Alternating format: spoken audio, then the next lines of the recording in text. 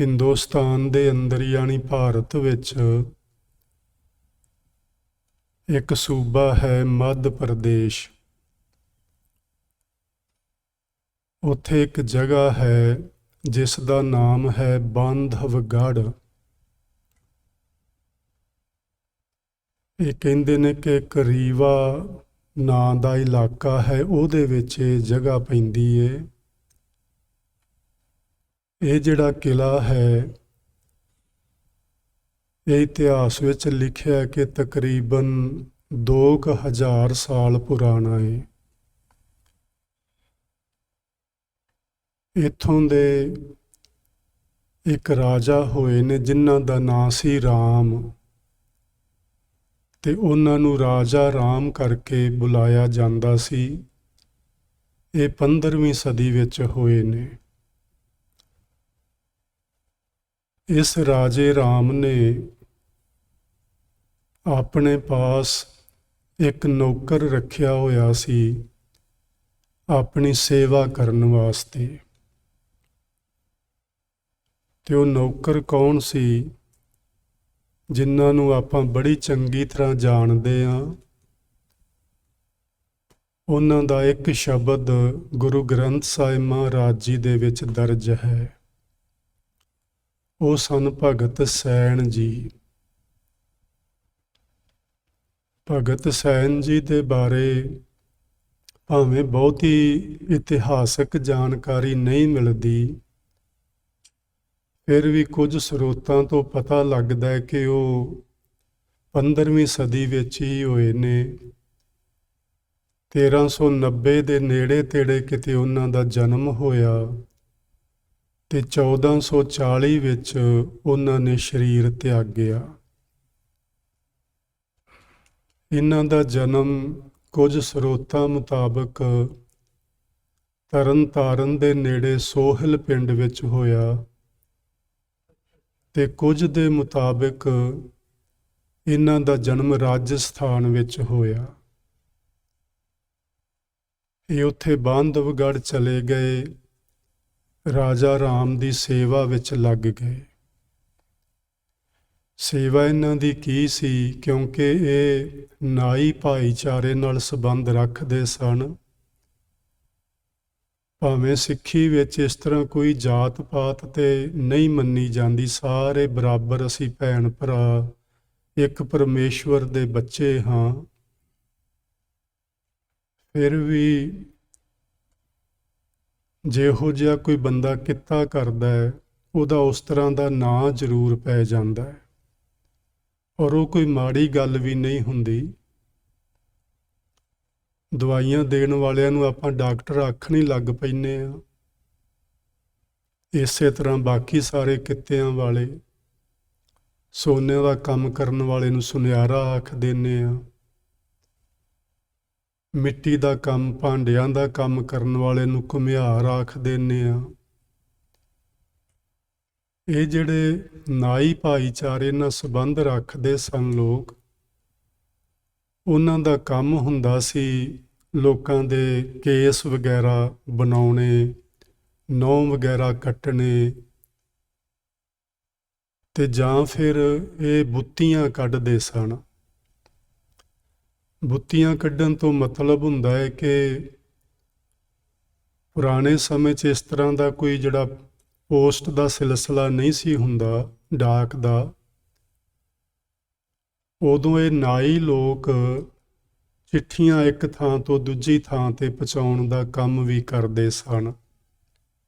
ਇਹਨਾਂ ਨੂੰ ਲਾਗੀ ਵੀ ਆਖਦੇ ਸਨ ਤੇ ਇਹਨਾਂ ਨੂੰ ਬੜੀ ਇੱਜ਼ਤ ਮਾਣ ਲੋਕ ਦਿੰਦੇ ਸਨ ਤੇ ਇਹਨਾਂ ਨੂੰ ਰਾਜਾ ਜੀ ਕਰਕੇ ਵੀ ਸੱਦਦੇ ਸਨ। ਇਹ ਭਗਤ ਸੈਣ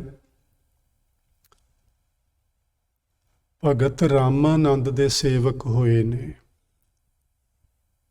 ਕਬੀਰ ਸਾਹਿਬ ਵੀ ਭਗਤ ਰਾਮਾਨੰਦ ਦੇ ਸੇਵਕ ਸਨ ਤੇ ਭਗਤ ਸੈਣ ਵੀ ਭਗਤ ਰਾਮਾਨੰਦ ਦੇ ਸੇਵਕ ਸਨ।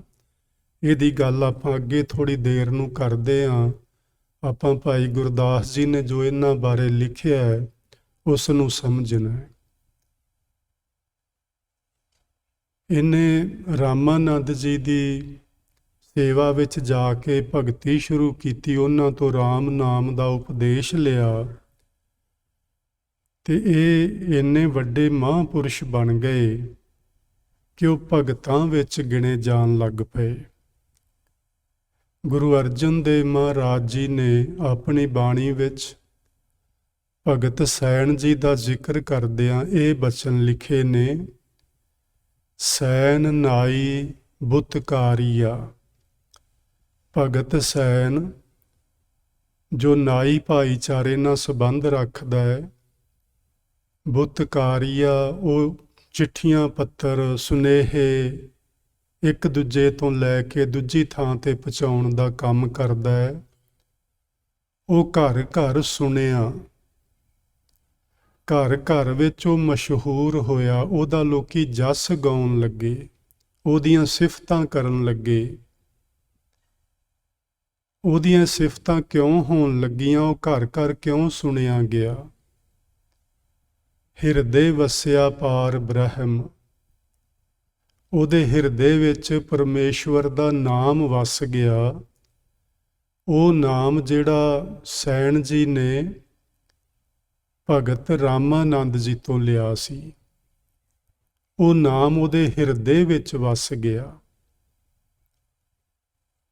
ਗੁਰੂ ਤੇਗ ਬਹਾਦਰ ਸਾਹਿਬ ਮਹਾਰਾਜ ਜੀ ਨੇ ਬਚਨ ਲਿਖੇ ਨੇ, ਰਾਮ ਨਾਮ ਉਰ ਮੈਂ ਗਹਿਓ, ਜਾ ਕੈ ਸਮ ਨਹੀਂ ਕੋਏ।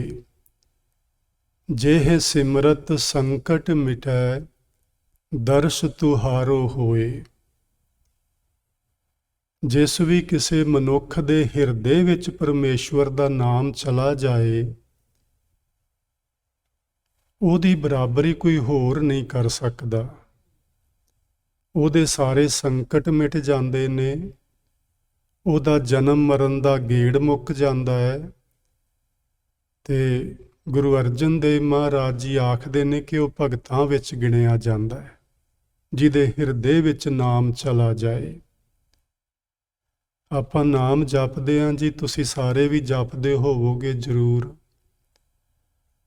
ਪਹਿਲਾਂ ਅਸੀਂ ਰਸਨਾ ਨਾਲ ਬੋਲ ਬੋਲ ਕੇ ਜਪਦੇ ਹਾਂ, ਫਿਰ ਇਹ ਨਾਮ ਕੰਠ ਵਿੱਚ ਆ ਜਾਂਦਾ ਹੈ ਤੇ ਫਿਰ ਹੌਲੀ ਹੌਲੀ ਜਪਦਿਆਂ ਜਪਦਿਆਂ ਹਿਰਦੇ ਵਿੱਚ ਚਲਾ ਜਾਂਦਾ ਹੈ। ਜਦੋਂ ਇਹ ਹਿਰਦੇ ਵਿੱਚ ਚਲਾ ਜਾਏ, ਉਹ ਉੱਥੋਂ ਅਧਿਆਤਮਿਕਤਾ ਦਾ ਰਸਤਾ ਸਹੀ ਅਰਥਾਂ ਵਿੱਚ ਸ਼ੁਰੂ ਹੁੰਦਾ ਹੈ। ਤੇ ਜਦੋਂ ਨਾਮ ਉੱਥੇ ਚਲਾ ਜਾਂਦਾ ਹੈ, ਉਹ ਬੰਦਾ ਭਗਤਾਂ ਵਿੱਚ ਗਿਣਿਆ ਜਾਂਦਾ ਹੈ। ਭਗਤਾਂ ਵਿੱਚ ਕਦੋਂ ਬੰਦਾ ਗਿਣਿਆ ਜਾਂਦਾ? ਜਦੋਂ ਉਹ ਭਗਤੀ ਕਰਦਾ ਹੈ। ਤੇ ਭਗਤੀ ਦਾ ਮਤਲਬ ਹੋਰ ਕੁਝ ਨਹੀਂ ਜੀ, ਇੱਕੋ ਹੀ ਮਤਲਬ ਹੈ ਵਾਹਿਗੁਰੂ ਜੀ ਦੇ ਨਾਮ ਦਾ ਜਪ ਕਰਨਾ, ਤੇ ਜਪ ਕਰਦਿਆਂ ਕਰਦਿਆਂ ਚੰਗੇ ਕਰਮ ਕਮਾਉਂਦਿਆਂ ਕਮਾਉਂਦਿਆਂ ਉਹ ਨਾਮ ਦਾ ਹਿਰਦੇ ਵਿੱਚ ਉਤਰ ਜਾਣਾ। ਉੱਥੋਂ ਭਗਤੀ ਸ਼ੁਰੂ ਹੁੰਦੀ ਹੈ। ਸੋ ਮੈਂ ਵੀ ਕੋਸ਼ਿਸ਼ ਕਰ ਰਿਹਾ ਜੀ, ਤੁਸੀਂ ਵੀ ਕਰੋ। ਅੱਜ ਭਗਤ ਸੈਣ ਜੀ ਦਾ ਜਨਮ ਦਿਨ ਹੈ, ਮੈਂ ਤਾਂ ਉਹਨਾਂ ਦੀ ਗੱਲ ਤੁਹਾਡੇ ਨਾਲ ਸਾਂਝੀ ਕੀਤੀ ਹੈ। ਉਹਨਾਂ ਦੇ ਜਨਮ ਦਿਨ ਤੋਂ, ਕਿਉਂਕਿ ਉਹ ਭਗਤ ਹਨ, ਭਗਤਾਂ ਵਿੱਚ ਗਿਣੇ ਗਏ ਹਨ, ਤੇ ਆਪਾਂ ਅੱਜ ਤੋਂ ਭਗਤੀ ਸ਼ੁਰੂ ਕਰੀਏ। ਜਿਵੇਂ ਕਿਵੇਂ ਵੀ ਤੁਸੀਂ ਹਿੰਮਤ ਕਰੋ, ਥੋੜ੍ਹਾ ਜਿਹਾ ਚਿਰ ਸਵੇਰੇ ਸ਼ਾਮ ਜ਼ਰੂਰ ਬੈਠਿਆ ਕਰੋ। ਜਿਵੇਂ ਤੁਸੀਂ ਹੁਣ ਚੌਂਕੜੇ ਮਾਰ ਕੇ ਬੈਠੇ ਜੇ, ਗੁਰਮੁਖੀ ਆਸਨ ਲਗਾ ਕੇ, ਇਸੇ ਤਰ੍ਹਾਂ ਹੀ ਘਰ ਵਿੱਚ ਬਹਿ ਜਾਓ ਸਵੇਰੇ ਸ਼ਾਮ, ਜਦੋਂ ਵੀ ਮੌਕਾ ਮਿਲੇ, ਦੁਪਹਿਰ ਨੂੰ, ਰਾਤ ਨੂੰ, ਜਿੰਨਾ ਕੁ ਚਿਰ ਬੈਠ ਸਕੋ, ਜਿੰਨਾ ਸਮਾਂ ਤੁਹਾਡੇ ਕੋਲ ਹੋਵੇ, ਜਿੰਨਾ ਸਮਾਂ ਤੁਸੀਂ ਬੈਠ ਸਕੋ। ਕੋਈ ਇੱਥੇ ਮਿੰਟਾਂ ਘੰਟਿਆਂ ਦੀ ਕੋਈ ਬੰਦਿਸ਼ ਨਹੀਂ ਹੁੰਦੀ। ਗੁਰਮਤਿ ਨੇ ਸਾਨੂੰ ਨਾ ਪ੍ਰਭੂ ਦੀ ਭਗਤੀ ਦਾ ਰਸਤਾ ਬੜਾ ਸੁਖਾਲਾ ਕਰ ਦਿੱਤਾ ਹੈ। ਗੁਰੂ ਸਾਹਿਬ ਨੇ ਆਖਿਆ, ਊਠਤ ਬੈਠਤ ਸੋਵਤ ਧਿਆਈਐ, ਮਾਰਗ ਚਲਤ ਹਰੇ ਹਰ ਗਾਈਐ, ਸ਼ਰਵਨ ਸੁਨੀਜੈ ਅੰਮ੍ਰਿਤ ਕਥਾ। ਇਹ ਗੁਰੂ ਦੇ ਬਚਨਾਂ ਨੂੰ ਸੁਣ ਕੇ ਤੇ ਆਪਾਂ ਉੱਠਦਿਆਂ ਬਹਿੰਦਿਆਂ ਸੌਂਦਿਆਂ ਜਾਗਦਿਆਂ ਵਾਹਿਗੁਰੂ ਵਾਹਿਗੁਰੂ ਆਖਣ ਦਾ ਸੁਭਾਅ ਬਣਾਈਏ। ਇਸ ਤਰ੍ਹਾਂ ਆਖਦਿਆਂ ਆਖਦਿਆਂ ਇੱਕ ਦਿਨ ਇਹ ਵਾਹਿਗੁਰੂ ਜੀ ਦਾ ਅੰਮ੍ਰਿਤ ਨਾਮ ਹਿਰਦੇ ਵਿੱਚ ਚਲਾ ਜਾਣਾ ਹੈ। ਤੇ ਜਦੋਂ ਹਿਰਦੇ ਵਿੱਚ ਚਲਾ ਗਿਆ ਉੱਥੋਂ ਭਗਤੀ ਸ਼ੁਰੂ ਹੋ ਜਾਣੀ ਏ। ਫਿਰ ਅੱਗੋਂ ਰਸਤਾ ਬੜਾ ਆਸਾਨ ਏ, ਅੱਗੋਂ ਕੋਈ ਔਖਾ ਨਹੀਂ। ਸੋ ਗੁਰੂ ਪੰਜਵੇਂ ਪਾਤਸ਼ਾਹ ਫਰਮਾਉਂਦੇ ਨੇ ਕਿ ਇਹ ਸੈਨ ਨਾਈ ਬੁੱਤੀਆਂ ਕੱਢਣ ਵਾਲਾ ਲੋਕਾਂ ਦੀਆਂ ਘਰ ਘਰ ਵਿੱਚ ਇਹਦਾ ਜਸ ਫੈਲ ਗਿਆ, ਕਿਉਂਕਿ ਇਹਦੇ ਹਿਰਦੇ ਵਿੱਚ ਪਾਰ ਬ੍ਰਹਮ ਦਾ ਨਿਵਾਸ ਹੋ ਗਿਆ, ਵਾਹਿਗੁਰੂ ਜੀ ਵਸ ਗਏ ਤੇ ਇਹਦੀ ਗਿਣਤੀ ਭਗਤਾਂ ਵਿੱਚ ਹੋ ਗਈ। ਹੁਣ ਥੋੜ੍ਹਾ ਜਿਹਾ ਇਹਨਾਂ ਦੇ ਇਤਿਹਾਸ ਬਾਰੇ ਆਪਾਂ ਸਮਝਦੇ ਹਾਂ। ਇਹ ਬਚਨ ਭਾਈ ਗੁਰਦਾਸ ਜੀ ਨੇ ਲਿਖੇ ਨੇ, ਇਹ ਉਹਨਾਂ ਦਾ ਇਤਿਹਾਸ ਹੈ ਜੀ। ਇੰਨਾ ਕੁ ਹੀ ਮਿਲਦਾ ਹੈ, ਹੋਰ ਇਸ ਤੋਂ ਵੱਧ ਇਹਨਾਂ ਦਾ ਇਤਿਹਾਸ ਕਿਤੋਂ ਨਹੀਂ ਮਿਲਦਾ। ਤੇ ਭਾਈ ਗੁਰਦਾਸ ਜੀ ਨੇ ਲਿਖਿਆ, ਸੁਣ ਪ੍ਰਤਾਪ ਕਬੀਰ ਦਾ, ਦੂਜਾ ਸਿੱਖ ਹੋਆ ਸੈਨ ਨਾਈ। ਕਬੀਰ ਜੀ ਰਾਮਾਨੰਦ ਦੇ ਸੇਵਕ ਸਨ ਤੇ ਪ੍ਰਤਾਪ ਸੁਣਿਆ ਕਬੀਰ ਜੀ ਦਾ ਸੈਨ ਨਾਈ ਜੀ ਨੇ ਕਿ ਕਬੀਰ ਜੁਲਾਹਾ ਸੀ। ਉਹਨੇ ਰਾਮਾਨੰਦ ਜੀ ਤੋਂ ਰਾਮ ਨਾਮ ਦਾ ਉਪਦੇਸ਼ ਲੈ ਕੇ ਨਾਮ ਜਪਿਆ ਤੇ ਸਾਰੇ ਦੇਸ਼ ਵਿੱਚ ਕਬੀਰ ਜੀ ਹੋ ਗਈ। ਕੱਲਾ ਦੇਸ਼ ਵਿੱਚ ਹੀ ਨਹੀਂ, ਸਗੋਂ ਕਬੀਰ ਜੀ ਨੇ ਆਪ ਲਿਖਿਆ, ਪਾਛੈ ਲਾਗੋ ਹਰ ਫਿਰੈ ਕਹਿਤ ਕਬੀਰ ਕਬੀਰ। ਹੁਣ ਤੇ ਕਬੀਰ ਦੇ ਪਿੱਛੇ ਰੱਬ ਤੁਰਿਆ ਫਿਰਦਾ। ਪ੍ਰਭੂ ਦਾ ਨਾਮ ਜਪਣ ਵਾਲੇ ਰੱਬ ਦੇ ਦਰਸ਼ਨਾਂ ਵਾਸਤੇ ਤਰਲੇ ਲੈਂਦੇ ਨੇ, ਪਰ ਕਬੀਰ ਜੀ ਆਖਦੇ ਨੇ ਜਦੋਂ ਉਹ ਅਵਸਥਾ ਬਣਦੀ ਹੈ ਨਾ, ਨਾਮ ਸਿਮਰ ਸਿਮਰ ਕੇ ਜਪ ਜਪ ਕੇ, ਫਿਰ ਰੱਬ ਪਿੱਛੇ ਫਿਰਦਾ ਭਗਤ ਦੇ, ਰੱਬ ਉਹਦੇ ਦਰਸ਼ਨ ਕਰਨਾ ਚਾਹੁੰਦਾ ਹੈ। ਸੋ ਸੁਣ ਪ੍ਰਤਾਪ ਕਬੀਰ ਦਾ ਇਹ ਜਸ ਸੁਣ ਕੇ ਦੂਜਾ ਸਿੱਖ ਹੋਆ ਸੈਨ ਨਾਈ। ਰਾਮਾਨੰਦ ਦਾ ਸੇਵਕ ਦੂਸਰਾ ਜਿਹੜਾ ਸੀ ਉਹ ਸੈਨ ਨਾਈ ਬਣਿਆ। ਇਹ ਵੀ ਗੱਲ ਥੋੜੀ ਜੀ ਸਮਝਣ ਵਾਲੀ ਹੈ ਕਿ ਦੂਜਾ ਹੀ ਕਿਉਂ, ਇਹ ਹੀ ਕਿਉਂ ਹੋਇਆ, ਕਿਉਂਕਿ ਕਹੀ ਜਾਂਦੀ ਏ ਸ਼ੂਦਰ ਜਾਤੀ ਨਾਲ ਸੰਬੰਧ ਰੱਖਦੇ ਨੇ ਦੋਨੋਂ ਜਣੇ। ਮੈਂ ਪਹਿਲਾਂ ਬੇਨਤੀ ਜੀ ਕਰਤੀ ਏ, ਸਿੱਖ ਮਤ ਵਿੱਚ ਕੋਈ ਜਾਤੀ ਨਹੀਂ ਹੁੰਦੀ, ਨਾ ਨੀਵਾਂ ਨਾ ਉੱਚਾ, ਸਭ ਬਰਾਬਰ ਹੁੰਦੇ ਨੇ।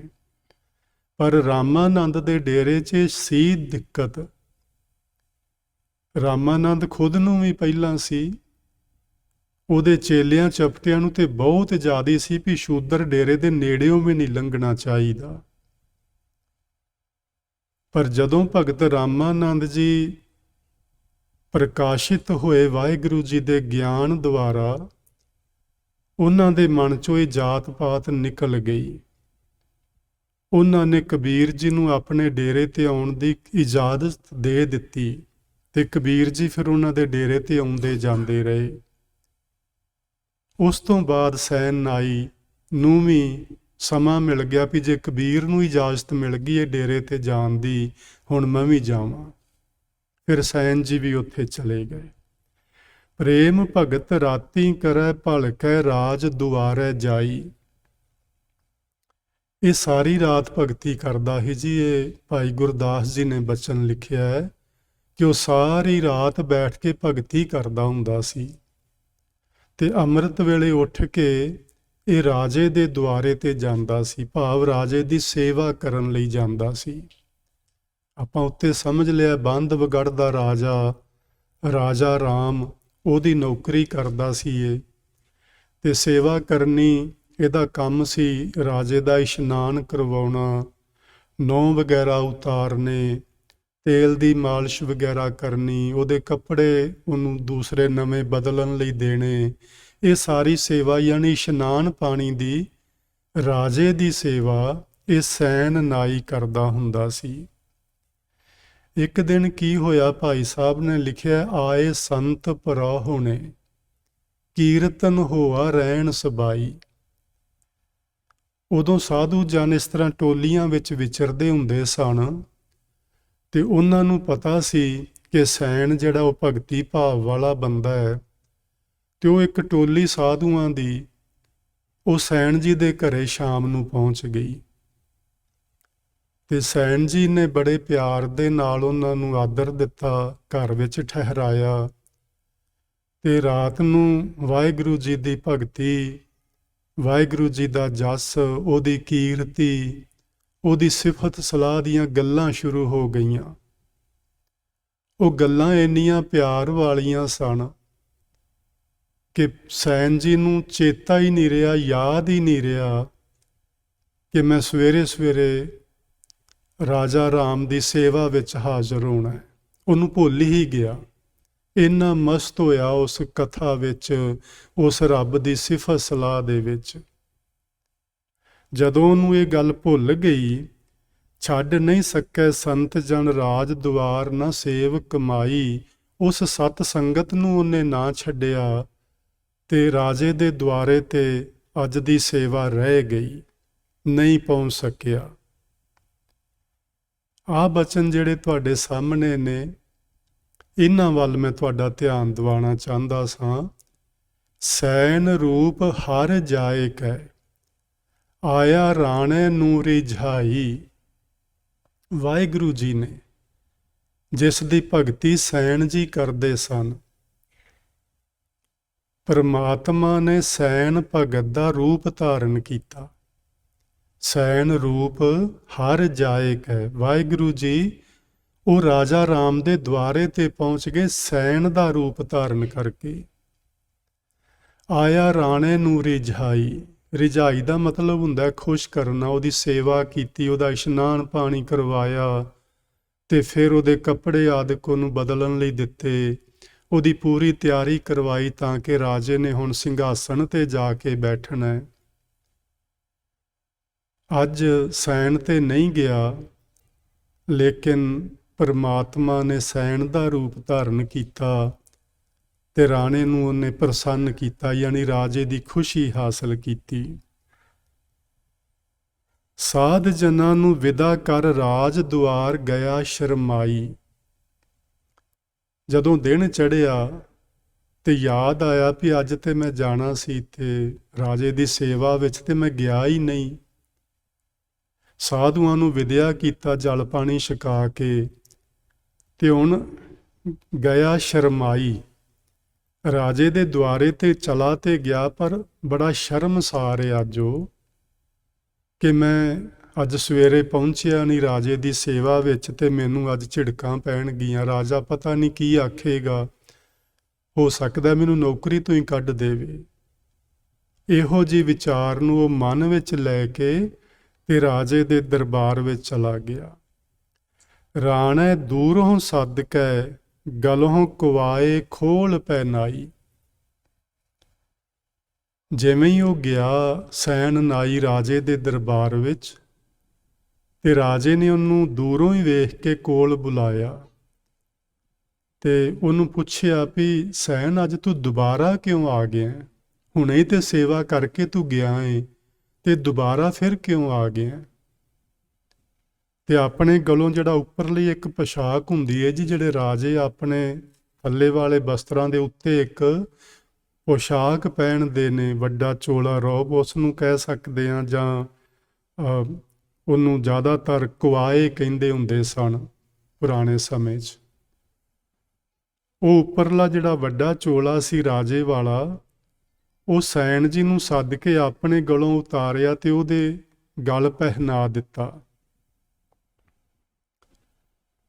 ਸੈਣ ਜੀ ਨੇ ਹੱਥ ਜੋੜ ਕੇ ਆਖਿਆ, ਰਾਜਾ ਜੀ ਅੱਜ ਤੁਸੀਂ ਕੀ ਕਰ ਰਹੇ ਹੋ? ਮੈਂ ਤੇ ਅੱਜ ਆਇਆ ਹੀ ਨਹੀਂ। ਮੈਂ ਸਮਝਦਾ ਸਾਂ ਤੁਸੀਂ ਮੈਨੂੰ ਝਿੜਕੋਗੇ, ਮੈਂ ਸਮਝਦਾ ਸਾਂ ਹੋ ਸਕਦਾ ਤੁਸੀਂ ਮੈਨੂੰ ਨੌਕਰੀ ਤੋਂ ਹੀ ਖਾਰਜ ਕਰ ਦਿਓ, ਪਰ ਤੁਸੀਂ ਮੇਰੇ ਗਲ ਇੰਨਾ ਵੱਡਾ ਆਪਣਾ ਪੋਸ਼ਾਕਾ ਪਹਿਨਾ ਰਹੇ ਹੋ। ਰਾਜਾ ਕਹਿੰਦਾ, ਵਸ ਕੀਤਾ ਹੂੰ ਤੋਦੇ ਅੱਜ, ਬੋਲੇ ਰਾਜਾ ਸੁਣੇ ਲੁਕਾਈ।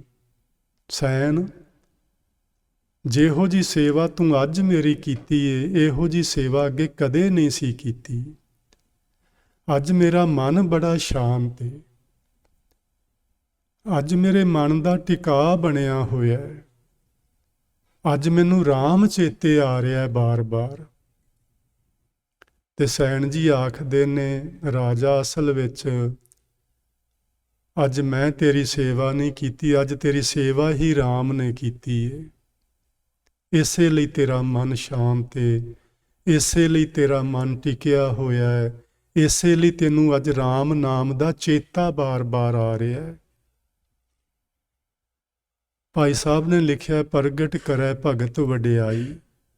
ਵਾਹਿਗੁਰੂ ਜੀ ਆਪਣੇ ਭਗਤਾਂ ਦੀ ਵਡਿਆਈ ਨੂੰ ਇਸ ਤਰ੍ਹਾਂ ਪ੍ਰਗਟ ਕਰਦੇ ਨੇ, ਇਸ ਤਰ੍ਹਾਂ ਜ਼ਾਹਰ ਕਰਦੇ ਨੇ। ਸੋ ਇਹ ਸੀ ਸੈਣ ਰੂਪ ਦਾ ਇਤਿਹਾਸ ਜੋ ਭਾਈ ਗੁਰਦਾਸ ਜੀ ਨੇ ਲਿਖਿਆ। ਮੈਨੂੰ ਨਾ ਬੜੇ ਸਾਰੇ ਮਹਾਂਪੁਰਸ਼ਾਂ ਦਾ ਚੇਤਾ ਆਉਂਦਾ ਸੀ ਜਦੋਂ ਮੈਂ ਆਹ ਪੰਕਤੀਆਂ ਆਪਣੇ ਧਿਆਨ ਵਿੱਚ ਲਿਆ ਰਿਹਾ ਸਾਂ ਕਿ ਸੈਣ ਰੂਪ ਹਰ ਜਾਇ ਕੈ, ਆਇਆ ਰਾਣੈ ਨੂੰ ਰਿਝਾਈ। ਸੈਣ ਦਾ ਰੂਪ ਧਾਰਨ ਕੀਤਾ ਪਰਮਾਤਮਾ ਨੇ ਰਾਜੇ ਦੀ ਸੇਵਾ ਕਰਨ ਵਾਸਤੇ। ਕਿਉਂ ਕੀਤਾ? ਕਿਉਂਕਿ ਸੈਣ ਵਾਹਿਗੁਰੂ ਜੀ ਦੀ ਬੰਦਗੀ ਵਿੱਚ ਜੁੜਿਆ ਹੋਇਆ ਹੈ। ਉਹ ਇਹ ਨਹੀਂ ਕਿ ਜਾਣ ਕੇ ਹੀ ਨਹੀਂ ਗਿਆ ਰਾਜੇ ਦੇ ਦਰਬਾਰ, ਅਸਲ 'ਚ ਉਹਨੂੰ ਯਾਦ ਹੀ ਨਹੀਂ ਰਿਹਾ। ਇੰਨਾ ਮਸਤ ਹੋ ਗਿਆ ਉਹ ਵਾਹਿਗੁਰੂ ਦੀ ਸਿਫਤ ਵਿੱਚ, ਇੰਨਾ ਉਹਦਾ ਮਨ ਜੁੜ ਗਿਆ ਕਿ ਉਹਨੂੰ ਯਾਦ ਹੀ ਨਹੀਂ ਆਇਆ ਬਾਕੀ ਕੁਝ। ਬਾਬਾ ਕਰਮ ਸਿੰਘ ਹੋਤੀ ਮਰਦਾਨ ਵਾਲੇ ਹੋਏ ਨੇ, ਤੁਸੀਂ ਨਾਂ ਸੁਣਿਆ ਹੋਣਾ। ਇਹੋ ਜਿਹੇ ਕਈ ਮਹਾਂਪੁਰਸ਼ ਨੇ, ਉਹ ਵੀ ਫੌਜ ਵਿੱਚ ਸਨ ਤੇ ਉਹ ਵੀ ਇੱਕ ਦਿਨ ਕਹਿੰਦੇ ਨੇ ਸਮਾਧੀ ਅਵਸਥਾ ਵਿੱਚ ਬੈਠੇ ਸਨ। ਅੰਮ੍ਰਿਤ ਵੇਲੇ ਨਾ ਚਲੇ ਗਏ ਨਦੀ ਤੇ ਇਸ਼ਨਾਨ ਕਰਨ ਲਈ, ਤੇ ਇਸ਼ਨਾਨ ਕਰਕੇ ਉੱਥੇ ਹੀ ਕਿਨਾਰੇ ਤੇ ਬਹਿ ਗਏ ਤੇ ਸਹਿ ਸੁਭਾਏ ਬੈਠਿਆਂ ਬੈਠਿਆਂ ਮਨ ਜੁੜ ਗਿਆ ਤੇ ਸੁਰਤ ਲੱਗ ਗਈ। ਉਧਰ ਪਰੇਡ ਦਾ ਟਾਈਮ ਹੋਇਆ, ਉੱਥੇ ਉਹ ਅੱਜ ਜਾ ਹੀ ਨਹੀਂ ਪਾਏ, ਸਮਾਧੀ ਅਵਸਥਾ ਵਿੱਚ ਟਿਕੇ ਰਹੇ। ਉਹਨਾਂ ਦੀ ਪਰੇਡ ਵਿੱਚ ਵੀ ਵਾਹਿਗੁਰੂ ਜੀ ਹਾਜ਼ਰ ਹੋਏ ਸਨ। ਸੋ ਇਸ ਤਰ੍ਹਾਂ ਦੀਆਂ ਬਹੁਤ ਸਾਰੀਆਂ ਘਟਨਾਵਾਂ ਜੀ ਸੰਸਾਰ ਵਿੱਚ ਵਾਪਰੀਆਂ ਨੇ, ਜਦੋਂ ਪਰਮਾਤਮਾ ਕਿਸੇ ਆਪਣੇ ਪਿਆਰੇ ਭਗਤ ਦੀ ਥਾਂ ਤੇ ਉਹਦਾ ਕੰਮ ਕਰਦਾ ਰਿਹਾ। ਬਹੁਤ ਸਾਰੀਆਂ ਘਟਨਾਵਾਂ ਨੇ, 1 2 4 ਨਹੀਂ, ਸੈਂਕੜੇ ਨੇ। ਸੋ ਇਸ ਗੱਲ ਤੋਂ ਆਪਾਂ ਸਮਝਣਾ ਕੀ ਏ? ਆਪਾਂ ਇਹ ਗੱਲ ਸਮਝਣੀ ਹੈ ਕਿ ਆਪਾਂ ਅੱਜ ਤੋਂ ਭਗਤੀ ਸ਼ੁਰੂ ਕਰਨੀ ਹੈ। ਜਿਵੇਂ ਜਿਵੇਂ ਆਪਾਂ ਭਗਤੀ ਕਰਦੇ ਜਾਵਾਂਗੇ, ਤਿਵੇਂ ਤਿਵੇਂ ਵਾਹਿਗੁਰੂ ਜੀ ਦੇ ਧਿਆਨ ਵਿੱਚ ਆਪਾਂ ਹੁਣ ਵੀ ਆ। ਇਹ ਨਹੀਂ ਕਿ ਆਪਾਂ ਹੁਣ ਉਹਦੇ ਧਿਆਨ ਵਿੱਚ ਨਹੀਂ ਹਾਂ। ਚਾਹੇ ਕੋਈ ਚੋਰ ਏ, ਚਾਹੇ ਕੋਈ ਡਾਕੂ ਏ, ਚਾਹੇ ਕੋਈ ਲੁਟੇਰਾ ਏ, ਚਾਹੇ ਕੋਈ ਭਗਤ ਏ, ਸਾਰੇ ਹੀ ਉਹਦੇ ਧਿਆਨ ਵਿੱਚ ਨੇ। ਪਰ ਜਿਵੇਂ ਜਿਵੇਂ ਬੰਦਾ ਭਗਤੀ ਕਰਦਾ, ਤਿਵੇਂ ਤਿਵੇਂ ਅਸੀਂ ਉਹਦੇ ਧਿਆਨ ਨੂੰ ਖਿੱਚਦੇ ਹਾਂ। ਇੱਕ ਮਹਾਂਪੁਰਸ਼ ਨੂੰ ਜਿਹੜਾ ਰੱਬ ਵਿੱਚ ਅਭੇਦ ਹੋ ਚੁੱਕਾ ਸੀ, ਕਿਸੇ ਨੇ ਪੁੱਛਿਆ ਸੀ ਕਿ ਅਸੀਂ ਤੇ ਤੁਹਾਡਾ ਧਿਆਨ ਕਰਦੇ ਹਾਂ, ਜਦੋਂ ਸਵੇਰੇ ਸਿਮਰਨ ਵਿੱਚ ਬੈਠਦੇ ਹਾਂ, ਤੁਸੀਂ ਕਿਹਦਾ ਕਰਦੇ ਹੋ? ਉਹਨਾਂ ਨੇ ਆਖਿਆ ਸੀ, ਜਿਹੜੇ ਮੇਰਾ ਧਿਆਨ ਕਰਦੇ ਨੇ ਮੈਂ ਉਹਨਾਂ ਦਾ ਕਰਦਾ। ਗੱਲ ਬੜੀ ਸਿੱਧੀ ਜੀ ਹੈ। ਜਦੋਂ ਆਪਾਂ ਰੱਬ ਜੀ ਦਾ ਧਿਆਨ ਕਰਦੇ ਹਾਂ ਨਾ ਜੀ, ਪਰਮਾਤਮਾ ਦਾ, ਵਾਹਿਗੁਰੂ ਦਾ, ਕਿਉਂਕਿ ਸਿੱਖੀ ਵਿੱਚ ਅਸੀਂ ਕਿਸੇ ਬੰਦੇ ਦਾ, ਕਿਸੇ ਸਾਧੂ ਦਾ, ਕਿਸੇ ਹੋਰ ਦਾ ਧਿਆਨ ਨਹੀਂ ਕਰਨਾ, ਸਿਰਫ ਪਰਮਾਤਮਾ ਦਾ ਕਰਨਾ ਹੈ। ਜਦੋਂ ਆਪਾਂ ਪਰਮਾਤਮਾ ਦਾ ਧਿਆਨ ਕਰਦੇ ਹਾਂ ਤੇ ਪਰਮਾਤਮਾ ਫਿਰ ਆਪਣਾ ਧਿਆਨ ਕਰਦਾ ਹੈ। ਉਹ ਆਪਾਂ ਨੂੰ ਕਦੇ ਨਹੀਂ ਭੁਲਾਉਂਦਾ ਫਿਰ। ਸੋ ਆਪਾਂ ਉਹਦਾ ਧਿਆਨ ਕਰਨਾ ਸ਼ੁਰੂ ਕਰੀਏ। ਧਿਆਨ ਵਿੱਚ ਜ਼ਰੂਰ ਬੈਠਿਆ ਕਰੋ, ਭਾਵੇਂ ਥੋੜ੍ਹਾ ਜਿਹਾ ਸਮਾਂ ਬੈਠੋ, ਕੁਝ ਮਿੰਟ ਹੀ ਬੈਠੋ। ਬਸ ਚੌਂਕੜਾ ਲਗਾ ਕੇ ਬੈਠ ਜਾਓ। ਵਾਹਿਗੁਰੂ ਨੂੰ ਜਿਵੇਂ ਵੀ ਤੁਸੀਂ ਯਾਦ ਕਰਨਾ ਉਸੇ ਤਰ੍ਹਾਂ ਹੀ ਕਰੋ, ਕੋਈ ਬੰਦਸ਼ ਨਹੀਂ ਵੀ ਕਿਵੇਂ ਯਾਦ ਕਰਨਾ ਹੈ। ਆਪਣੇ ਬੱਚੇ ਆਪਣੇ ਤੋਂ ਦੂਰ ਗਏ ਹੋਣ ਤੇ ਆਪਾਂ ਕਿਵੇਂ ਯਾਦ ਕਰਦੇ ਉਹਨਾਂ ਨੂੰ? ਆਪਣੇ ਜੇ ਮਾਤਾ ਪਿਤਾ ਇੰਡੀਆ 'ਚ ਹੋਣ ਤੇ ਆਪਾਂ ਉਹਨਾਂ ਨੂੰ ਕਿਵੇਂ ਯਾਦ ਕਰਦੇ ਹਾਂ? ਇਸ ਤਰ੍ਹਾਂ ਹੀ ਰੱਬ ਨੂੰ ਕਰਨਾ ਹੈ, ਬਸ ਹੋਰ ਕੁਛ ਵੀ ਔਖਾ ਨਹੀਂ। ਇਸ ਤਰ੍ਹਾਂ ਹੀ ਰੱਬ ਨੂੰ ਯਾਦ ਕਰਨਾ ਹੈ। ਬਸ ਬੈਠੋ, ਹਿੱਲਣ ਡੁੱਲਣ ਤੋਂ ਬਿਨਾਂ ਜਿੰਨਾ ਸਮਾਂ ਬਹਿ ਸਕੋ ਬਹਿ ਕੇ ਵਾਹਿਗੁਰੂ ਜੀ ਨੂੰ ਯਾਦ ਕਰੋ। ਇੱਥੋਂ ਭਗਤੀ ਸ਼ੁਰੂ ਹੁੰਦੀ ਏ ਤੇ ਇੱਥੋਂ ਹੀ ਅਸੀਂ ਵਾਹਿਗੁਰੂ ਜੀ ਦਾ ਧਿਆਨ ਆਪਣੇ ਵੱਲ ਨੂੰ ਖਿੱਚਦੇ ਹਾਂ। ਸੋ ਭਗਤ ਸੈਨ ਜੀ ਨੇ ਜਿਹੜਾ ਬਚਨ ਗੁਰਬਾਣੀ ਦੇ ਵਿੱਚ ਉਹਨਾਂ ਦਾ ਲਿਖਿਆ ਹੋਇਆ ਮਿਲਦਾ ਹੈ, ਆਪਾਂ ਉਹਦੀ ਥੋੜ੍ਹੀ ਜਿਹੀ ਵਿਚਾਰ ਕਰਦੇ ਹਾਂ। ਗੁਰੂ ਨਾਨਕ ਦੇਵ ਮਹਾਰਾਜ ਜੀ ਜਦੋਂ ਉੱਧਰ ਗਏ ਨੇ ਮੱਧ ਪ੍ਰਦੇਸ਼ ਵੱਲ ਬਿਦਰ ਵਾਲੇ ਪਾਸੇ, ਉਦੋਂ ਜ਼ਰੂਰ ਇੱਥੇ ਵੀ ਗਏ ਹੋਣਗੇ ਬਾਂਧਵਗੜ੍ਹ ਵੀ, ਭਾਵੇਂ ਉਹ ਜਿੱਥੇ ਜਿੱਥੇ ਗਏ ਨੇ ਇਤਿਹਾਸ ਚੋਪੇ ਕਈਆਂ ਥਾਵਾਂ ਤੇ, ਲੇਕਿਨ ਉਹ ਬੜੀ ਦੂਰ ਤੱਕ ਪਹੁੰਚੇ ਨੇ। ਜਿੱਥੇ ਵੀ ਉਹਨਾਂ ਨੂੰ ਪਤਾ ਲੱਗਾ ਨਾ ਕੋਈ ਰੱਬ ਦਾ ਪਿਆਰਾ ਬੈਠਾ ਹੈ, ਉਹ 7 ਵਲ ਪਾ ਕੇ ਵੀ ਉੱਥੇ ਜਾਂਦੇ ਸਨ। ਉਹ ਕਿਉਂ ਜਾਂਦੇ ਸਨ? ਉਹਦੇ 2 ਕਾਰਨ ਸਨ। ਇੱਕ ਕਾਰਨ ਤਾਂ ਇਹ ਸੀ ਕਿ ਉਹ ਕਿਸੇ ਰੱਬ ਦੇ ਪਿਆਰੇ ਨੂੰ ਮਿਲ ਕੇ ਜੇ ਉਹਦੇ ਕੋਲ ਕੋਈ ਇਹੋ ਜਿਹਾ ਬਚਨ ਹੋਵੇ ਜਿਹੜਾ ਮਨੁੱਖਤਾ ਦੀ ਭਲਾਈ ਵਾਸਤੇ ਕੰਮ ਆ ਸਕੇ, ਉਸ ਨੂੰ ਉਹ ਇਕੱਠਿਆਂ ਕਰਨਾ ਚਾਹੁੰਦੇ ਸਨ, ਲੈਣਾ ਚਾਹੁੰਦੇ ਸਨ।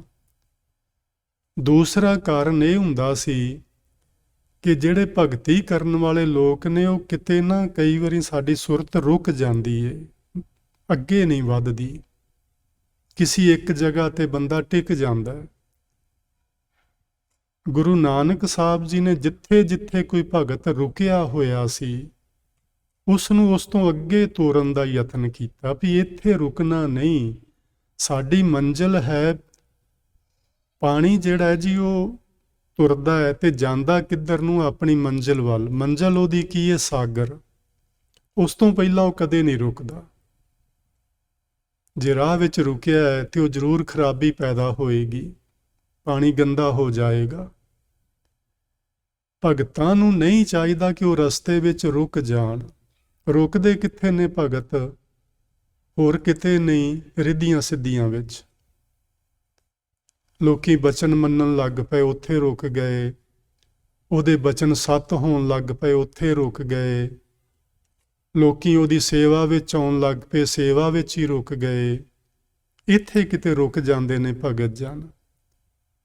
ਤੇ ਗੁਰੂ ਨਾਨਕ ਸਾਹਿਬ ਦਾ ਇਹ ਦੂਸਰਾ ਕਾਰਨ ਹੁੰਦਾ ਸੀ ਭਗਤਾਂ ਕੋਲ ਜਾਣ ਦਾ, ਕਿ ਜਿੱਥੇ ਕਿਤੇ ਕੋਈ ਰੁਕਿਆ, ਜਿਸ ਕਿਸੇ ਰਿੱਧੀ ਸਿੱਧੀ ਵਿੱਚ ਕੋਈ ਫਸ ਗਿਆ ਹੈ, ਉਸ ਨੂੰ ਉੱਥੋਂ ਅੱਗੇ ਕੱਢਣਾ ਤੇ ਉਹਨੂੰ ਇਹ ਸਮਝਾਉਣਾ ਹੈ ਕਿ ਤੇਰੀ ਇਹ ਮੰਜ਼ਿਲ ਨਹੀਂ, ਮੰਜ਼ਿਲ ਸ਼ੌ ਸਾਗਰ ਹੈ, ਪ੍ਰਭੂ ਹੈ, ਉਹਦੇ ਵਿੱਚ ਅਭੇਦ ਹੋਣਾ ਹੈ।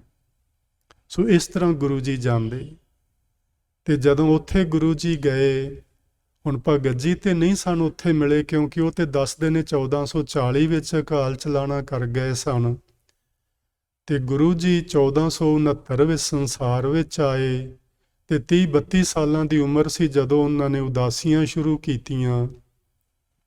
ਉਦੋਂ ਭਗਤ ਜੀ ਤੇ ਨਹੀਂ ਮਿਲੇ ਹੋਣਗੇ, ਲੇਕਿਨ ਉਹਨਾਂ ਦਾ ਇੱਕ ਸ਼ਬਦ ਮਿਲਿਆ ਭਗਤ ਜੀ ਦਾ ਗੁਰੂ ਨਾਨਕ ਸਾਹਿਬ ਜੀ ਨੂੰ, ਤੇ ਉਹਨਾਂ ਨੇ ਉਹ ਸੰਭਾਲਿਆ। ਆਪ ਲਿਖਿਆ ਜਾਂ ਲਿਖਿਆ ਮਿਲ ਗਿਆ, ਉਹ ਲਿਆਂਦਾ। ਤੇ ਗੁਰੂ ਅਰਜਨ ਦੇਵ ਮਹਾਰਾਜ ਜੀ ਨੇ ਉਸ ਸ਼ਬਦ ਨੂੰ, ਉਸ ਬਚਨ ਨੂੰ ਆਦਿ ਗ੍ਰੰਥ ਸਾਹਿਬ ਦੇ ਵਿੱਚ ਜਗ੍ਹਾ ਦਿੱਤੀ। ਤੇ ਉਹ ਬਚਨ ਤੁਹਾਡੇ ਸਾਹਮਣੇ, ਪੂਰਾ ਸ਼ਬਦ ਨਹੀਂ ਹੈ, ਇਹ ਰਹਾਉ ਵਾਲੀਆਂ ਪੰਕਤੀਆਂ ਤੱਕ ਏ। ਤੁਸੀਂ ਇਹ ਸ਼ਬਦ ਪੂਰਾ ਪੜ੍ਹਨਾ, ਪੰਨਾ ਨੰਬਰ 695 ਉੱਤੇ। ਧੂਪ ਦੀਪ ਘ੍ਰਿਤ ਸਾਜ ਆਰਤੀ, ਵਾਰਨੇ ਜਾਉ ਕਮਲਾਪਤੀ।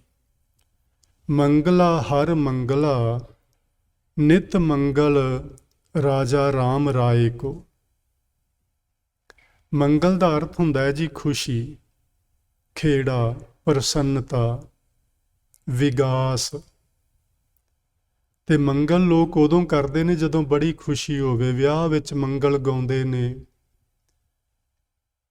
ਤੇ ਗੁਰੂ ਸਾਹਿਬਾਨ ਨੇ ਜਦੋਂ ਕੋਈ ਵੀ ਨਵੀਂ ਬਾਣੀ ਲਿਖਣੀ ਸ਼ੁਰੂ ਕੀਤੀ, ਉਹਨਾਂ ਨੇ ਪਹਿਲਾਂ ਮੰਗਲ ਲਿਖਿਆ, ਭਾਵ ਇੱਕ ਤੇ ਪ੍ਰਸੰਨਤਾ ਪ੍ਰਗਟ ਕੀਤੀ।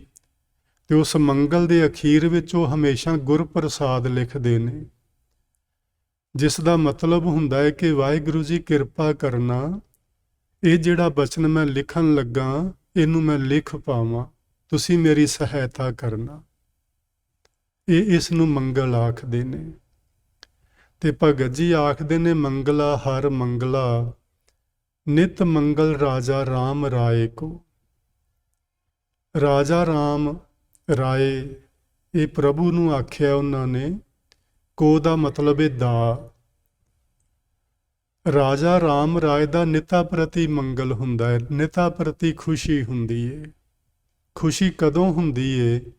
ਜਦੋਂ ਕੋਈ ਉਹਦੇ ਨਾਮ ਨੂੰ ਆਪਣੇ ਹਿਰਦੇ ਵਿੱਚ ਵਸਾਉਂਦਾ ਹੈ, ਉਦੋਂ ਵਾਹਿਗੁਰੂ ਜੀ ਦੀ ਪ੍ਰਸੰਨਤਾ ਸਾਨੂੰ ਮਿਲਦੀ ਹੈ। ਭਗਤ ਜੀ ਆਖਦੇ ਨੇ ਕਿ ਮੇਰੇ ਹਿਰਦੇ ਵਿੱਚ ਰਾਜਾ ਰਾਮ ਰਾਏ ਦਾ ਨਾਮ ਵਸ ਗਿਆ ਤੇ ਉਹ ਨਾਮ ਦਿੱਤਾ ਸੀ ਰਾਮਾਨੰਦ ਜੀ ਨੇ। ਕਬੀਰ ਜੀ ਨੂੰ ਸਿਰਫ ਇੰਨਾ ਹੀ ਆਖਿਆ ਸੀ ਜੀ ਰਾਮਾਨੰਦ ਜੀ ਨੇ, ਰਾਮ ਕੇ ਰਾਮ ਕਹੋ, ਬਸ ਇੰਨੀ ਗੱਲ ਹੀ ਹੈ, ਰਾਮ ਕਹੋ। ਤੇ ਉਹਨੇ ਰਾਮ ਰਾਮ ਜਪਣਾ ਸ਼ੁਰੂ ਕੀਤਾ ਤੇ ਉਹ ਰਾਮ ਦਾ ਰੂਪ ਹੋ ਗਏ ਕਬੀਰ ਜੀ। ਰਾਮ ਰਾਮ ਜਪਦੇ ਜਪਦੇ ਰਾਮ ਦਾ ਰੂਪ ਹੋ ਗਏ। ਜਾਏ ਚੜ੍ਹੇ ਸਿੰਘਾਸਣ, ਮਿਲੇ ਹੈ ਸਾਰੰਗ ਪਾਣੀ, ਰਾਮ ਕਬੀਰਾ ਏਕ ਭਏ ਹੈ, ਕੋਊ ਨਾ ਸਕੈ ਪਛਾਣੀ। ਰਾਮ ਤੇ ਕਬੀਰ ਦੋਵੇਂ ਜਣੇ ਇੱਕ ਹੋ ਗਏ। ਸਿਰਫ ਗੱਲ ਇੰਨੀ ਕਿ ਰਾਮ ਕਹੋ। ਮੈਨੂੰ ਵੀ ਤੁਹਾਨੂੰ ਵੀ ਪ੍ਰਚਾਰਕਾਂ ਨੇ, ਗੁਰੂ ਜੀ ਨੇ, ਸਿਆਣੇ ਲੋਕਾਂ ਨੇ ਕਿੰਨੀ ਵਾਰੀ ਆਖਿਆ ਹੋਣਾ ਵੀ ਵਾਹਿਗੁਰੂ ਜਪਿਆ ਕਰੋ, ਪਰ ਆਪਾਂ ਅਜੇ ਜਪਣਾ ਨਹੀਂ ਸ਼ੁਰੂ ਕੀਤਾ। ਮੈਂ ਆਪਣੀ ਗੱਲ ਕਰਦਾ ਜੀ, ਤੁਸੀਂ ਤੇ ਜਪਦੇ ਹੀ ਹੋ ਸਾਰੇ ਜਣੇ, ਪਰ ਜਿਹੜੇ ਨਹੀਂ ਜਪਦੇ ਆਪਾਂ ਜ਼ਰੂਰ ਜਪਿਆ ਕਰੀਏ। ਉਹਨੂੰ ਇੱਕ ਵਾਰੀ ਆਖਿਆ ਰਾਮ ਕਹੋ ਤੇ ਉਹ ਰਾਮ ਦਾ ਰੂਪ ਬਣ ਗਿਆ। ਸਾਨੂੰ ਜਨਮ ਤੋਂ ਆਪਾਂ ਗੁਰਦੁਆਰੇ ਆਉਂਦੇ ਹਾਂ ਜੀ, ਉਦੋਂ ਤੋਂ ਹੀ ਲੋਕਾਂ ਨੇ ਆਖਣਾ ਸ਼ੁਰੂ ਕੀਤਾ ਵਾਹਿਗੁਰੂ ਜਪੋ। ਤੇ ਜੇ ਮੇਰੀ ਉਮਰ 67 ਵਰ੍ਹੇ ਹੋ ਗਈ ਤੇ ਅਜੇ ਮੈਂ ਨਹੀਂ ਜਪਣਾ ਸ਼ੁਰੂ ਕੀਤਾ ਤੇ ਤੁਸੀਂ ਵੀ ਨਹੀਂ ਕੀਤਾ ਹੋਣਾ, ਕਦੋਂ ਕਰਾਂਗੇ? 67 ਸਾਲ ਹੋ ਗਏ ਨੇ ਇਹ ਗੱਲ ਸੁਣਦਿਆਂ ਵੀ ਰਾਮ ਜਪੋ, ਵਾਹਿਗੁਰੂ ਜਪੋ, ਅਜੇ ਨਹੀਂ ਸ਼ੁਰੂ ਕੀਤਾ। ਕਬੀਰ ਜੀ ਨੂੰ ਇੱਕੋ ਵਾਰੀ ਉਹਨੇ ਆਖਿਆ, ਰਾਮਾਨੰਦ ਜੀ ਨੇ ਰਾਮ ਕਹੋ, ਤੇ ਉਹਨੇ ਜਪਣਾ ਸ਼ੁਰੂ ਕਰ ਦਿੱਤਾ ਤੇ ਉਹ ਰਾਮ ਬਣ ਗਿਆ। ਤੇ ਆਪਾਂ ਉਹੋ ਜਿਹੇ ਹੀ ਰਹਿ ਗਏ। ਉਸੇ ਤਰ੍ਹਾਂ ਹੀ ਸਾਡੇ ਅੰਦਰ ਕਾਮ, ਉਸੇ ਤਰ੍ਹਾਂ ਹੀ ਕ੍ਰੋਧ, ਉਸੇ ਤਰ੍ਹਾਂ ਹੀ ਲੋਭ ਮੋਹ, ਉਹੋ ਹੀ ਹੰਕਾਰ ਦੀ ਪੰਡ ਅਸੀਂ ਸਿਰ ਤੇ ਬੰਨ ਚੁੱਕੀ ਹੋਈ ਹੈ ਬੰਨ ਕੇ। ਇਹ ਕਦੋਂ ਅਸੀਂ ਸਮਝਾਂਗੇ? ਬਸ ਵਾਹਿਗੁਰੂ ਜਪਣਾ ਸ਼ੁਰੂ ਕਰੀਏ ਜੀ, ਇਹ ਸਾਰੀਆਂ ਬਿਮਾਰੀਆਂ ਆਪੇ ਹੀ ਗਲੋਂ ਲੱਥ ਜਾਣੀਆਂ ਨੇ। ਸਿਰਫ ਜਪਣਾ ਸ਼ੁਰੂ ਕਰੀਏ, ਵਾਹਿਗੁਰੂ ਵਾਹਿਗੁਰੂ ਬੋਲਣਾ ਸ਼ੁਰੂ ਕਰੀਏ। ਕੁਝ ਵੀ ਔਖਾ ਨਹੀਂ। ਅਸੀਂ ਹੋਰ ਕਿੰਨਾ ਕੁਝ ਸਾਰਾ ਦਿਨ ਬੋਲੀ ਜਾਂਦੇ ਹਾਂ, ਔਰ ਇੰਨਾ ਕੁਝ ਬੋਲਦੇ ਹਾਂ ਜਿਹਦਾ ਕੁਝ ਮਤਲਬ ਵੀ ਨਹੀਂ ਹੁੰਦਾ। ਇੱਕ ਤੇ ਅਸੀਂ ਗੱਲਾਂ ਬਾਤਾਂ ਕਰਦੇ ਹਾਂ ਨਾ ਜੀ, ਵੇਖੋ ਕੰਮ ਤੇ ਗਏ ਹਾਂ, ਬੱਚਿਆਂ ਨਾਲ ਬੈਠੇ ਹਾਂ, ਪਰਿਵਾਰ ਵਿੱਚ ਬੈਠੇ ਹਾਂ, ਕੋਈ ਗੱਲਬਾਤ ਕਰਨੀ ਹੈ, ਉਹ ਕੋਈ ਛੱਡਣੀ ਨਹੀਂ। ਪਰ ਅਸੀਂ ਬਿਨਾਂ ਵਜ੍ਹਾ ਤੋਂ ਲੋਕਾਂ ਦੀ ਨਿੰਦਿਆ ਵਾਲੇ ਬਚਨ, ਉਹ ਰਾਤੀ ਮੈਂ ਮੂਵੀ ਵੇਖੀ, ਉਹਦੇ 'ਚ ਉਹ ਸੀ, ਉਹਦੇ 'ਚ ਆਹ ਸੀ, ਬਸ ਸਾਰਾ ਦਿਨ ਉਹਦੀ ਕਹਾਣੀ। ਸਵੇਰੇ ਸਵੇਰੇ ਅਖਬਾਰ ਫੜ ਲੈਂਦੇ ਹਾਂ, ਉਹਦੇ ਵਿੱਚ ਕਿੰਨਾ ਕੁਝ ਝੂਠ ਹੀ ਲਿਖਿਆ ਹੁੰਦਾ ਹੈ। ਸਾਰਾ ਦਿਨ ਅਸੀਂ ਉਹ ਝੂਠ ਹੀ ਅੱਗੇ ਲੋਕਾਂ ਨਾਲ ਸਾਂਝਾ ਕਰਦੇ ਰਹਿੰਦੇ ਹਾਂ। ਆਹ ਗੱਲਾਂ ਛੱਡਣ ਵਾਲੀਆਂ ਨੇ। ਘਰ ਦੇ ਕੰਮ ਨਹੀਂ ਛੱਡਣੇ, ਘਰ ਦੇ ਚੰਗੇ ਬਚਨ ਨਹੀਂ ਤਿਆਗਣੇ, ਫਾਲਤੂ ਚੀਜ਼ਾਂ ਛੱਡਣੀਆਂ ਨੇ ਜਿਹੜੀਆਂ ਅਸੀਂ ਬਿਨਾਂ ਵਜ੍ਹਾ ਤੋਂ ਗਲੇ ਪਾਈਆਂ ਹੋਈਆਂ ਨੇ। ਉਹਨਾਂ ਨੂੰ ਛੱਡ ਕੇ ਵਾਹਿਗੁਰੂ ਵਾਹਿਗੁਰੂ ਆਖਣਾ ਹੈ ਤੇ ਫਿਰ ਨਿਤ ਮੰਗਲ ਹੋ ਜਾਏਗਾ। ਨਿਤਾ ਪ੍ਰਤੀ ਖੁਸ਼ੀ ਮਿਲੇਗੀ, ਨਿਤਾ ਪ੍ਰਤੀ ਪ੍ਰਸੰਨਤਾ ਮਿਲੇਗੀ, ਨਿਤਾ ਪ੍ਰਤੀ ਅੰਦਰੋਂ ਚੜ੍ਹਦੀ ਕਲਾ ਮਿਲੇਗੀ, ਨਿਤਾ ਪ੍ਰਤੀ ਨਾਨਕ ਭਗਤਾਂ ਸਦਾ ਵਿਗਾਸ ਉਹ ਬਣੇਗਾ। ਮੰਗਲਾ ਹਰ ਮੰਗਲਾ। ਬਸ ਵਾਹਿਗੁਰੂ ਜੀ ਦੇ ਨਾਮ ਵਿੱਚ ਜੁੜਿਆ ਖੁਸ਼ੀਆਂ ਹੀ ਖੁਸ਼ੀਆਂ ਨੇ, ਖੇੜੇ ਹੀ ਖੇੜੇ ਨੇ, ਇਹ ਭਗਤ ਸੈਣ ਜੀ ਆਖਦੇ ਨੇ। ਪੁਰਾਣੇ ਸਮੇਂ 'ਚ ਆਰਤੀ ਕਰਦੇ ਸੀ, ਅੱਜ ਵੀ ਲੋਕ ਕਰਦੇ ਨੇ, ਕਰਨੀ ਚਾਹੀਦੀ ਆਰਤੀ, ਕੋਈ ਮਾੜੀ ਗੱਲ ਨਹੀਂ। ਲੇਕਿਨ ਗੁਰੂ ਨਾਨਕ ਸਾਹਿਬ ਨੇ ਨਾ ਉੱਥੇ ਜਾ ਕੇ ਇਹ ਗੱਲ ਸਮਝਾਈ ਸੀ ਉਹਨਾਂ ਪੰਡਤਾਂ ਨੂੰ, ਬ੍ਰਾਹਮਣਾਂ ਨੂੰ, ਕਿ ਜਿਹੜੀ ਤੁਸੀਂ ਆਰਤੀ ਕਰਦੇ ਹੋ ਇਹ ਜਗਨਨਾਥ ਦੀ ਨਹੀਂ ਹੋ ਸਕਦੀ, ਕਿਉਂਕਿ ਜਗਨਨਾਥ ਤੇ ਇੰਨਾ ਵੱਡਾ ਏ ਤੇ ਤੁਸੀਂ ਇੱਕ ਥਾਲੀ ਵਿੱਚ ਆ ਚੰਦ ਦੀਵੇ ਰੱਖ ਕੇ ਤੇ ਉਹ ਘੁਮਾਉਣ ਡਏ ਉਹਦੇ ਮੂੰਹ ਦੇ ਦੁਆਲੇ ਜਾਂ ਪੈਰਾਂ ਦੇ ਦੁਆਲੇ, ਇਹ ਉਹਦੀ ਆਰਤੀ ਨਹੀਂ ਹੋ ਸਕਦੀ। ਪੁਰੀ ਵਿੱਚ ਗਏ ਸਨ ਨਾ, ਜਗਨਨਾਥਪੁਰੀ, ਜਦੋਂ ਗੁਰੂ ਨਾਨਕ ਸਾਹਿਬ, ਤੇ ਉਹਨਾਂ ਨੇ ਪੁੱਛਿਆ ਫਿਰ ਕਿਹੜੀ ਆਰਤੀ ਕਰੀਏ? ਤੇ ਗੁਰੂ ਸਾਹਿਬ ਨੇ ਆਖਿਆ ਸੀ, ਗਗਨਮय ਥਾਲ ਰਾਵੀ ਚੰਦ ਦੀਪਕ ਬਣੇ, ਤਾਰਿਕਾ ਮੰਡਲ ਜਨਕ ਮੋਤੀ, ਧੂਪ ਮਲ ਆਨ ਲੋ ਪਵਨ ਚਵਰੋ ਕਰੇ, ਸਗਲ ਬਨ ਰਾਏ ਫੁਲੰਤ ਜੋਤੀ, ਕੈਸੀ ਆਰਤੀ ਹੋਏ ਭਵ ਖੰਡਣਾ, ਤੇਰੀ ਆਰਤੀ ਅਨਹਤਾ ਸ਼ਬਦ ਵਾਜੰਤ ਪੇਰੀ। ਇਹ ਸਾਰਾ ਉਹਨਾਂ ਨੇ ਸ਼ਬਦ ਉੱਥੇ ਉਚਾਰਿਆ ਤੇ ਉਹਨਾਂ ਲੋਕਾਂ ਨੂੰ ਵੀ ਤੇ ਸਾਨੂੰ ਵੀ ਸਮਝਾਇਆ, ਭਾਈ ਵੇਖੋ ਵਾਹਿਗੁਰੂ ਜੀ ਦੀ ਕਿੰਨੀ ਕਮਾਲ ਦੀ ਆਰਤੀ ਹੋ ਰਹੀ ਹੈ। ਤੁਸੀਂ ਉਸ ਆਰਤੀ ਵਿੱਚ ਜੁੜੋ, ਕੁਦਰਤ ਨਾਲ ਜੁੜੋ। ਅੰਦਰ ਅਨਹਤਾ ਸ਼ਬਦ ਵਾਜੰਤ ਭੇਰੀ, ਅੰਦਰ ਤੇ ਸ਼ਹਿਨਾਈਆਂ ਵੱਜ ਰਹੀਆਂ ਨੇ ਅਨਹਦ ਸ਼ਬਦ ਦੀਆਂ, ਤੁਸੀਂ ਬਾਹਰ ਸੰਖ ਪਏ ਵਜਾਉਂਦੇ ਹੋ। ਇਹੋ ਹੀ ਕਿੰਗਰੀ ਵਜਾ ਰਹੇ ਸੀ ਉਹ ਸਿੱਧ ਲੋਕ, ਉਹਨਾਂ ਨੂੰ ਵੀ ਗੁਰੂ ਜੀ ਨੇ ਇਹੋ ਹੀ ਗੱਲ ਸਮਝਾਈ ਸੀ ਵੀ ਆਹ ਜੋ ਤੁਸੀਂ ਵਜਾਉਂਦੇ ਹੋ ਪਏ, ਇਹ ਤੇ ਕੁਝ ਵੀ ਨਹੀਂ। ਤੇ ਜਦੋਂ ਫੂਕ ਮਾਰਨੀ ਬੰਦ ਕਰ ਦਿਓ, ਤੁਹਾਡਾ ਸਾਜ਼ ਵੀ ਨਾਲ ਹੀ ਬੰਦ ਹੋ ਜਾਂਦਾ। ਉਸ ਅੰਦਰਲੇ ਅਨਹਦ ਨਾਲ ਜੁੜੋ ਜਿਹੜਾ ਕਦੇ ਫਿਰ ਬੰਦ ਹੀ ਨਹੀਂ ਹੁੰਦਾ। ਉਹ ਸੀ ਆਰਤੀ। ਭਗਤ ਸੈਨ ਜੀ ਆਖਣ ਲੱਗੇ, ਧੂਪ ਦੀਪ ਕ੍ਰਿਤ ਸਾਜ ਆਰਤੀ, ਵਾਰ ਨੇ ਜਾਉ ਕਮਲਾਪਤੀ। ਆਹ ਜਿਹੜੀ ਲੋਕ ਆਰਤੀ ਕਰਦੇ ਨੇ, ਧੂਫਾਂ ਧੁਖਾ ਕੇ, ਦੀਵੇ ਜਗਾ ਕੇ, ਦੀਵਿਆਂ 'ਚ ਘਿਓ ਪਾ ਕੇ, ਇਹ ਜਿਹੜੀ ਲੋਕ ਆਰਤੀ ਕਰਦੇ ਨੇ, ਜੀ ਸਦਕੇ ਕਰਨ, ਸਾਨੂੰ ਕੋਈ ਇਤਰਾਜ਼ ਨਹੀਂ। ਭਗਤ ਜੀ ਨੂੰ ਵੀ ਕੋਈ ਨਹੀਂ ਸੀ, ਗੁਰੂ ਜੀ ਨੂੰ ਵੀ ਕੋਈ ਇਤਰਾਜ਼ ਨਹੀਂ ਸੀ, ਪਰ ਉਹ ਇੱਕ ਸੱਚ ਦਾ ਮਾਰਗ ਤੇ ਵਿਖਾ ਰਹੇ ਸਨ ਨਾ ਵੀ ਇਹਦੇ ਬਦਲੇ ਇੱਧਰ ਦੂਸਰਾ ਪਹਿਲੂ ਵੀ ਵੇਖੋ। ਵਾਰ ਨੇ ਜਾਉ ਕਮਲਾਪਤੀ। ਸੈਣ ਭਗਤ ਜੀ ਆਖਦੇ ਨੇ, ਮੇਰੇ ਲਈ ਵਾਹਿਗੁਰੂ ਜੀ ਤੋਂ ਕੁਰਬਾਨ ਹੋਣਾ, ਉਸ ਦੇ ਨਾਮ ਦਾ ਜਪ ਕਰਨਾ, ਉਹਦੇ ਵਿੱਚ ਆਪਣੀ ਸੁਰਤ ਨੂੰ ਜੋੜ ਲੈਣਾ, ਬਸ ਇਹੋ ਹੀ ਆਰਤੀ ਹੈ। ਮੈਂ ਤੇ ਇਸ ਆਰਤੀ ਵਿੱਚ ਹੀ ਜੁੜਿਆ ਹੋਇਆ। ਸੋ ਆਪਾਂ ਜੀ ਯਤਨ ਕਰੀਏ, ਵਾਹਿਗੁਰੂ ਜੀ ਦੇ ਨਾਮ ਦਾ ਸਿਮਰਨ ਕਰਿਆ ਕਰੀਏ, ਪ੍ਰਭੂ ਦੀ ਭਗਤੀ ਵਿੱਚ ਜੁੜੀਏ, ਤਾਂ ਜੋ ਆਪਣਾ ਇਹ ਮਨੁੱਖਾ ਜੀਵਨ ਜਿਹੜਾ ਹੈ ਉਹ ਸਫਲ ਜੀਵਨ ਬਣ ਸਕੇ। ਤੇ ਆਪਾਂ ਜਿਵੇਂ ਭਗਤ ਜਗ ਵੱਜਿਆ, ਚੌਂ ਚੱਕਾਂ ਵਿੱਚ ਚਮਰੇਟਾ, ਰਵਿਦਾਸ ਭਗਤ ਹੋ ਗਿਆ। ਸੈਨ ਨਾਈ ਬੁਤਕਾਰੀਆ, ਉਹ ਘਰ ਘਰ ਸੁਣਿਆ, ਹਿਰਦੈ ਵਸਿਆ ਪਾਰ ਬ੍ਰਹਮ ਭਗਤਾਂ ਮੈਂ ਗਣਿਆ, ਉਹ ਵੀ ਭਗਤਾਂ ਵਿੱਚ ਗਿਣਿਆ ਗਿਆ। ਤੇ ਆਪਾਂ ਵੀ ਜੀ ਭਗਤੀ ਸ਼ੁਰੂ ਕਰੀਏ ਤੇ ਅਧਿਆਤਮਿਕਤਾ ਵਿੱਚ ਅੱਗੇ ਵੱਧ ਕੇ, ਵਾਹਿਗੁਰੂ ਕਰੇ ਸਾਨੂੰ ਸਾਰਿਆਂ ਨੂੰ ਨਾਮ ਸਿਮਰਨ ਦਾ ਅਭਿਆਸ ਬਖਸ਼ੇ, ਅਸੀਂ ਨਾਮ ਜਪ ਕੇ ਆਪਣੇ ਜੀਵਨ ਨੂੰ ਸਫਲ ਬਣਾ ਸਕੀਏ। ਇੰਨੇ ਕੁ ਬਚਨ ਆਪ ਜੀ ਨੇ ਪ੍ਰਵਾਨ ਕਰਨਾ ਜੀ। ਹੋਈਆਂ ਭੁੱਲਾਂ ਦੀ ਖਿਮਾ ਬਖਸ਼ਿਸ਼ ਕਰਨਾ। ਪਿਆਰ ਨਾਲ ਆਖੋ ਜੀ, ਵਾਹਿਗੁਰੂ ਜੀ ਕਾ ਖਾਲਸਾ, ਵਾਹਿਗੁਰੂ ਜੀ ਕੀ ਫਤਿਹ।